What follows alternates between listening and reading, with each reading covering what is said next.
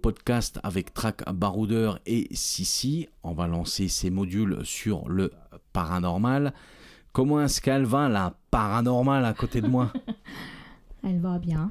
Alors on se retrouve dans le studio et rien n'est écrit, on n'a pas de prompteur, on n'a pas de notes. Sissi est très tranquillos assise avec... Sur mon fauteuil, génial. Voilà. Je lui ai dit, viens ici, écrase taré. Voilà. Et on va lancer le premier sujet ressenti dans le paranormal. Ça t'est déjà sûrement arrivé et c'est là-dessus en tout cas où est-ce que je vais vous amener. Avoir un ressenti quand tu vas être tout simplement dans le grenier d'une maison, tu vas être tout simplement dans la cave, l'ambiance, la météo, tout ce qui va être aussi la déco autour de toi, c'est ce qui va peut-être commencer à te faire marcher ton imaginaire. Est-ce que ça, tu l'as déjà vécu?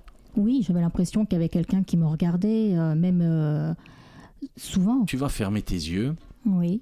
Et tu vas te mettre dans cette situation-là tous les 2 jours, 3 jours, quand tu pars comme ça très tranquillement à ton travail à pied, tu vas rencontrer une personne, vous vous êtes toujours dit bonjour. Vous avez ce ressenti qui va être tout simplement de la sympathie qu'il peut y avoir entre l'un et l'autre. Oui.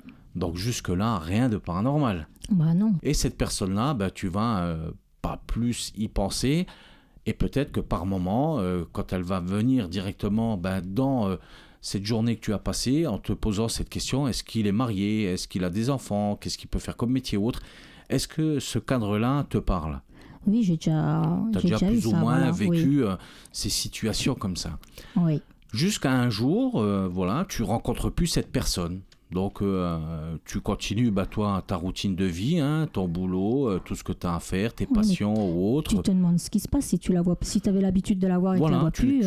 Tu te poses cette question et tu commences à échanger, bien entendu, parce que tu as beaucoup d'amis, toi, Sissi. Oui. Et tu rencontres Mademoiselle Curieuse et tu lui dis, tiens, au fait, je vois plus ce monsieur que je croisais 2-3 fois par semaine, d'autres. Et là, elle t'annonce que... Il est plus là. Écoutez... il est à la morgue. Oh non. Qu'est-ce qui s'est passé? Ah ouais, écoutez, apparemment il était malade et il est à la morgue là.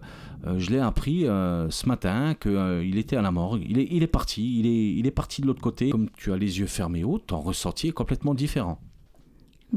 Ça fait froid dans le dos d'apprendre qu'une personne... C'est complètement différent. Ce ressenti-là, tu vas te dire, tiens, cette personne que j'ai toujours saluée, on a toujours eu du respect, ça m'embête parce que je voudrais lui dire au revoir.